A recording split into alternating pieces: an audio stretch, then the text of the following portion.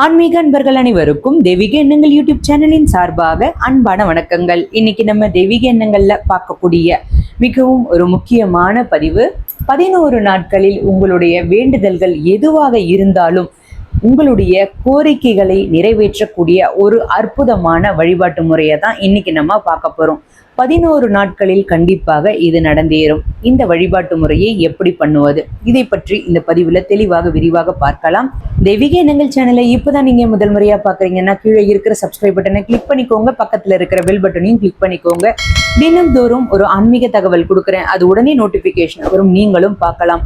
விநாயக பெருமானை வழிபாடு செய்கிறவங்களுடைய வாழ்க்கையில எப்பொழுதுமே வெற்றிகள் நிச்சயம். விநாயக பெருமானுக்கு மிகவும் விசேஷமான நாட்கள் அப்படின்னு இருக்கு. அதுல மிகவும் விசேஷமான ஒரு திதி எதுனா அது சதுர்த்தி திதி தான். ஆவணி மாதத்தில் வரக்கூடிய சதுர்த்தி திதி ரொம்ப ரொம்ப விசேஷம். மாதம் மாதம் சதுர்த்தி திதி வருகின்றது. நீங்க எந்த ஒரு விஷயத்தை நீங்க தொடங்க ஆரம்பித்தாலும் முக்கியமா பாத்தீங்கன்னா வளர்பிறை சதுர்த்தி திதியில ஆரம்பித்தீங்கன்னா ரொம்ப நல்லது. தேய்பிறை சதுர்த்தி என்று நம்முடைய கஷ்டங்கள் காணாமல் போகணும், நம்முடைய வேண்டுதல்கள் அனைத்தும் நிறைவேறணும் அப்படின்னா நம்ம விநாயக பெருமானை தேய்பிறை சதுர்த்தி நாள்ல வழிபாடு பண்ணுவோம். அதாவது தடைகள் நீங்குவதற்கு, காரிய தடைகள் நீங்குவதற்கு இது இந்த வழிபாட்டு முறை எல்லாமே தவறாமல் பண்ணுவோம். நான் சொல்லக்கூடிய வழிபாட்டு முறையை நீங்க எந்த மாதத்துல இந்த ஒரு வீடியோவை பாக்குறீங்களோ அப்பொழுது தேய்பிறை சதுர்த்தி திதி எப்பொழுது ஆரம்பிக்கின்றது அப்படின்னு பாருங்க. நம்முடைய கேலண்டர்ல சதுர்த்தி அப்படின்னு போட்டிருக்கோம். அது விநாயக பெருமானுக்குரிய ஒரு நாள். அந்த நாள்ல நீங்க மாலை நேரத்துல 6 மணிக்கு மேல இந்த வழிபாட்டு முறையை நீங்க செய்யணும். தேய்பிறை சதுர்த்தி அப்படின்னாலே அது மாலை நேரத்துல தான் வழிபாடு செய்யணும். முக்கியமா சதுர்த்தி திதியில மாலை நேரத்துல தான் வழிபாடு பண்ணுவோம். அதை நம்ம சங்கடஹர சதுர்த்தியாக வழிபாடு பண்ணுவோம். அப்போ சங்கடஹர சதுர்த்தி நாளை தேர்ந்தெடுத்துக்கோங்க. என்னைக்கு சங்கடஹர சதுர்த்தி வருகின்றதோ ஒரு மாதத்துல வரக்கூடிய தேய்பிறை சதுர்த்தி நாள்ல தான் சங்கடஹர சதுர்த்தி வரும். அது விநாயக பெருமான் வழிபாடு செய்வதற்கு உகந்த ஒரு நாள்.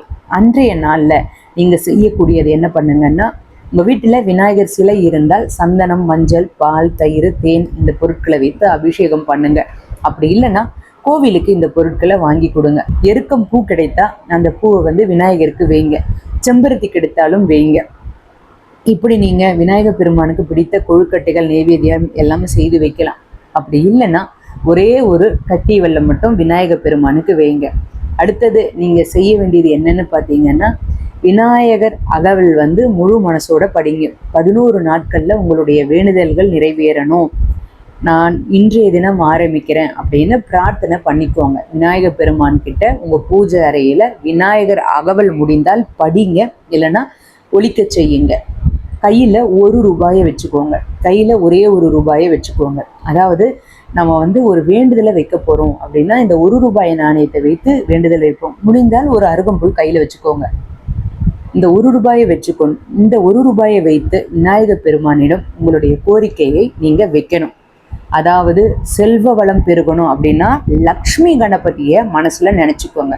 இப்ப நீங்க கடன் தீரணும் அப்படின்னு பிரார்த்தனை பண்ண போறீங்க, இல்ல சுபகாரிய தடைகள் நீங்கணும்னு பிரார்த்தனை பண்ண போறீங்க, அடகு வைத்த நகையை மீட்கணும்னு பிரார்த்தனை பண்ண போறீங்க, பணம் கிடைக்கணும்னு பிரார்த்தனை பண்ண போறீங்கன்னா லக்ஷ்மி கணபதிய மனசுல நினைச்சுக்கிட்டு வேண்டுதல் வைங்க.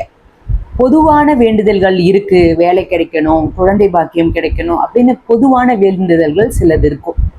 அந்த வேண்டுதல்கள் வைக்கிறீங்கன்னா ஓம் விக்னங்களை தீர்க்கக்கூடிய விநாயகா போற்றி இந்த ஒரு மந்திரத்தை நீங்க சொல்லிக்கிட்டே வேண்டுதல் வைங்க.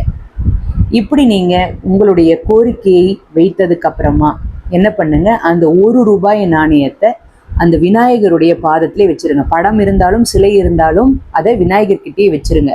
11 நாட்கள்ல உங்களுடைய கோரிக்கை நிறைவேறிய பிறகு அந்த 1 ரூபாய் நாணயத்தை நீங்க கோவில்ல கொண்டு போய் போட்டுடலாம். கோவில் உண்டியல்ல கொண்டு நீங்க போட்டுடலாம்.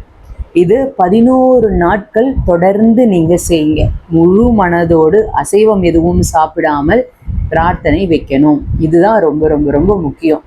பூஜை அறையில உட்கார்ந்து ஒரு பெரிய கோரிக்கை வைக்கிறீங்க, ஒரு வீடு கட்ட போகணும் அப்படின்னு கோரிக்கை வைக்கிறீங்கன்னா 11 நாட்கள்ல கட்ட முடியாது. அதற்குண்டான ஒரு சுப செய்திகளோ அதற்குண்டான ஏதாவது ஒரு செய்கைகளோ கண்டிப்பா உங்களுக்கு கிடைக்கும். அந்த மாதிரி உங்களுடைய நியாயமான கோரிக்கையா இருந்தா கண்டிப்பாக அது நிறைவேற ஆரம்பிக்கும். கால தாமதம் ஆகுது அப்படின்னா நம்முடைய கர்ம வினைகளுடைய தாக்கம் குறைய குறைய சீக்கிரமா நிறைவேற ஆரம்பிக்கும். அதனால முழு மனதோடு நம்பிக்கையோட 11 நாட்கள் இந்த வேண்டுதல்களை வைங்க. கண்டிப்பாக அது நிறைவேற ஆரம்பிக்கும். காலதாமதம் ஆனாலும் ஒரு நாள் அது நிறைவேறும். லக்ஷ்மி கணபதி மந்திரத்தை நான் இப்ப சொல்றேன். அதை நான் ஸ்கிரீன்ல காமிக்கிறேன். இதை நீங்க செல்வத்திற்காக பிரார்த்தனை பண்றீங்கன்னா இதை சொல்லுங்க. ஓம் ஸ்ரீம் கம் சௌமியாய லக்ஷ்மி கணபதியே வரவரத சர்வதனமே வசமானிய ஸ்வாஹா. இதை நீங்க எத்தனை முறைனா 5, 7, 9, 11 இந்த மாதிரி உங்களால எத்தனை முறை சொல்ல முடியுமோ சொல்லுங்க. ரொம்ப ரொம்ப எளிமையான சூட்சமமான பரிகாரம். இது உங்களுடைய வேண்டுதல்களை நிறைவேற்றும். ஓம் கம் கணபதியே நமக, பொதுவான கணபதி மந்திரம். இப்படி சொல்லி பிரார்த்தனை பண்ணுங்க. உங்களுக்கு தனலாபம் கிடைக்கும், கேட்டது கிடைக்கும். 11 நாட்கள் உங்களுடைய வேண்டுதல்கள் நிறைவேற ஆரம்பிக்கும்.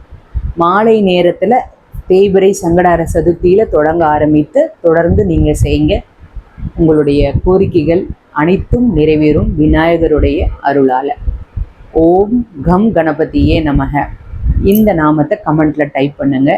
உங்களுடைய வேண்டுதல்கள் அனைத்தும் பலிக்கும். வாழ்க வளமுடன். இன்னைக்கு நான் கொடுத்த இந்த பதிவு உங்களுக்கு பயனளிக்கக்கூடியதாக இருக்கும்னு நான் நினைக்கிறேன். இந்த வீடியோ பிடிச்சிருந்தா லைக் பண்ணிக்கோங்க. உங்களுடைய நண்பர்களுக்கும் உறவினர்களுக்கும் ஷேர் பண்ணுங்க. அவர்களும் இதன் மூலமாக பயன்பெறட்டும். தெய்வீக எண்ணங்கள்ல இதே மாதிரி நிறைய ஆன்மீக தகவல்கள்லாம் இருக்கு, தவறாமல் பாருங்க. இன்னும் நீங்க தெய்வீக எண்ணங்கள் சேனலை சப்ஸ்கிரைப் பண்ணாம இருக்கீங்கன்னா கீழே சப்ஸ்கிரைப் பட்டன் இருக்கு, சப்ஸ்கிரைப் பண்ணிக்கோங்க. பக்கத்திலேயே பெல் பட்டன் இருக்கு. தினமும் நான் கொடுக்கக்கூடிய ஆன்மீக தகவல் உடனே நோட்டிபிகேஷனாக வரும், நீங்களும் பார்க்கலாம். மீண்டும் நாளை ஒரு ஆன்மீக தகவலோடு நான் உங்களை சந்திக்கின்றேன். நன்றி, வணக்கம்.